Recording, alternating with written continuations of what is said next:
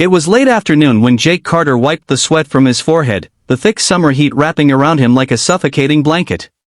His shirt was stained with grease, his hands cracked from years of fixing cars for customers who barely noticed his existence.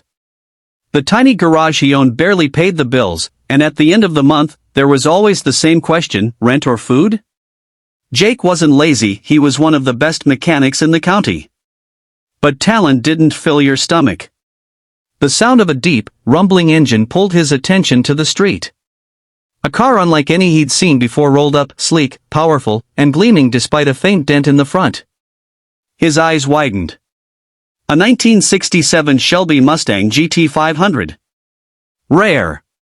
Priceless. And way out of place in his quiet town. The door opened, and out stepped a woman in a tailored white suit, her heels clicking on the pavement. She had the air of someone who could buy and sell entire towns without blinking.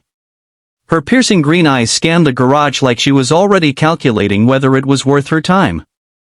"Are you Jake Carter?" she asked. "Yes, ma'am," Jake replied, trying not to sound nervous. "My name's Evelyn Sterling," she said. "I need someone who knows what they're doing. My mechanic in the city is unavailable. I heard you're the best." Jake's heart raced. Evelyn Sterling wasn't just rich, she was the Evelyn Sterling. Billionaire businesswoman. CEO of Sterling Motors. Her company sold luxury cars all over the world. And here she was, standing in his little garage, asking for his help. The Mustang's engine trouble was tricky. Classic models like this weren't just fixed, they were understood. Jake poured everything into the job, sometimes working past midnight. He could see the respect in Evelyn's eyes growing, even if she didn't say much at first. By the end of the week, the Mustang purred like a dream. But instead of just paying him and leaving, Evelyn surprised him. "Jake," she said quietly, "I need a favor. And I'm willing to pay you more than you've made in the last 5 years combined." Jake froze. "What kind of favor?"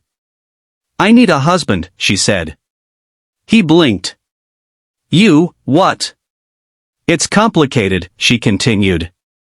"My father left me a massive inheritance, but there's a condition.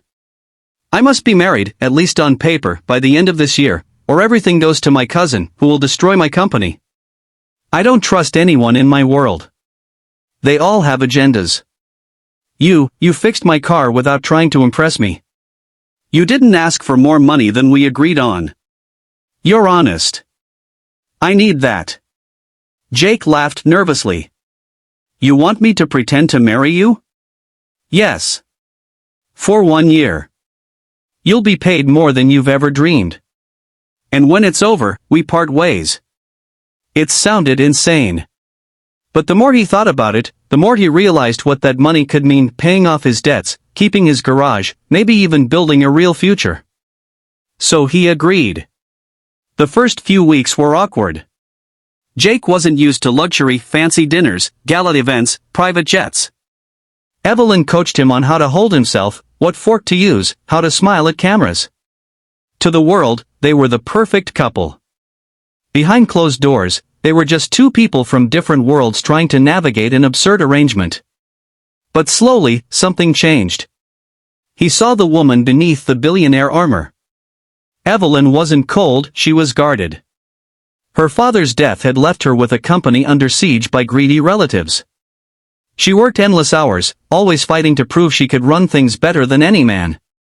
Jake became her refuge, someone who didn't care about her bank account, just whether she'd eaten that day. And Evelyn saw Jake's quiet strength. He was patient, kind, and fiercely loyal. When he talked about his late mother teaching him about engines, his eyes lit up. When she visited his garage, she noticed how he treated every customer with respect, even when they could barely pay. But not everyone was happy.